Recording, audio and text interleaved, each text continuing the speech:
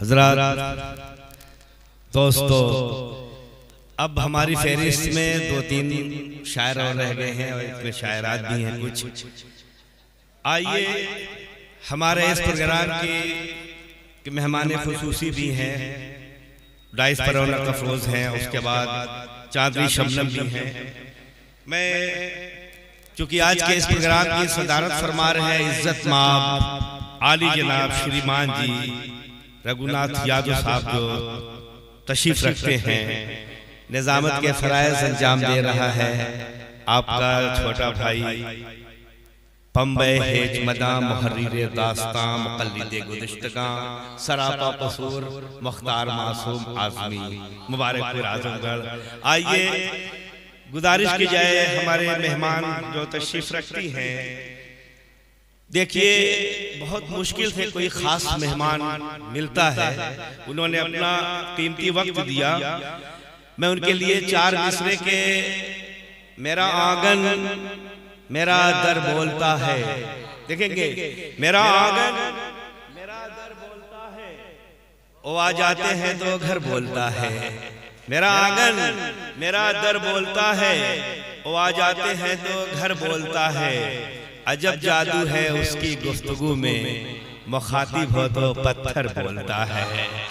दोस्तों, यकीन मानिए कि आज जब मैं घर से चला, मुझे रास्ते में एक गार्डन नजर आया। करीब गया, देखा उसमें बहुत सारे फूल खिले हैं। एक फूल को हाथ में लिया, सूंघा, अचानक उसमें एक तस्वीर नजर आई। मैंने उस फूल से पूछा कि तुम्हारे आतिशी रुखसार पर, खूबसूरत चेहरे पर दूसरा खूबसूरत चेहरा किसका है? गुलाब ने मुस्कुरा के बताया कि उस शख्सियत को मोहतरमा शाजिया सिद्दीकी कहते हैं, जो आज के इस मुशायरे में। मैं उनसे इल्तमास करूंगा कि वो तशरीफ लाएं कि मैंने तुझे उल्फत की वादी से पुकारा है, तू आके गले लग जा, मौसम का इशारा है। दीदार की दौलत से तू इसको धनी कर दे, आशिक ने तेरे दर पर दामन को पसारा है। आइए एक जोरदार तालियों से हमारी मेहमान इज्जत माबा मोहतरमा शाजिया सिद्दीकी साहिबा, एक जोरदार तालियां।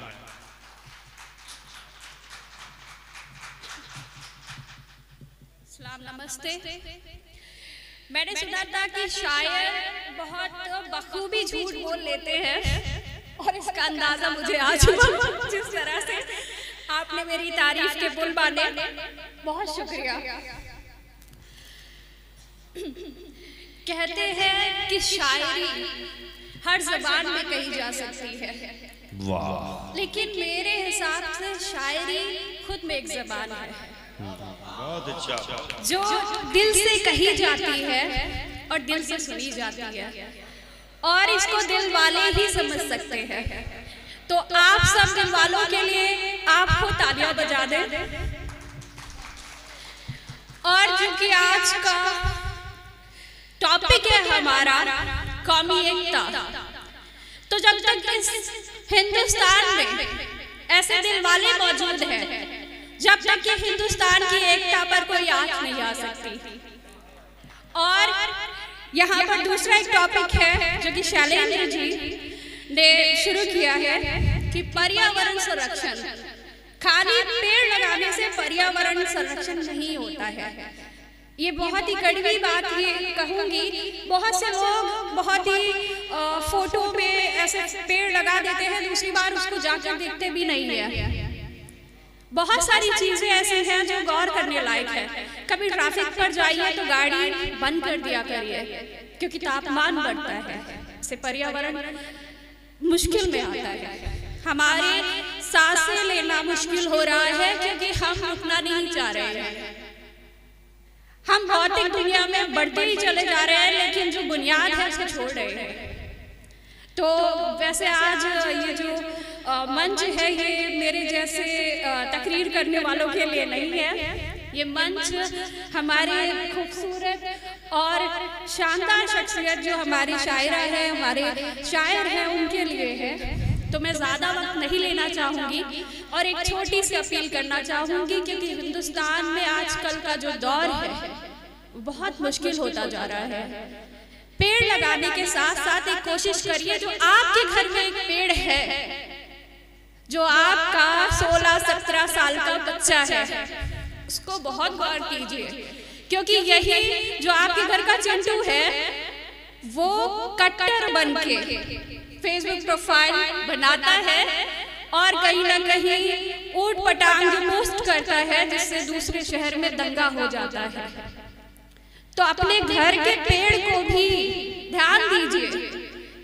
बहुत सारी मौतें खाली पर्यावरण से नहीं हो रही है, खाली प्रदूषण से नहीं हो रही है, सॉरी, बहुत सारी मौतें एंजाइटी से हो रही है। हमारे मेंटल इश्यूज बहुत डिस्टर्ब हो रहे हैं, हमारे मेंटल इश्यूज में डूबते जा रहे हैं, हमारी मेंटल हेल्थ बहुत डिस्टर्ब हो रही है, क्योंकि आसपास का जो एनवायरनमेंट है वो बहुत ही ज्यादा जहरीला होता जा रहा है।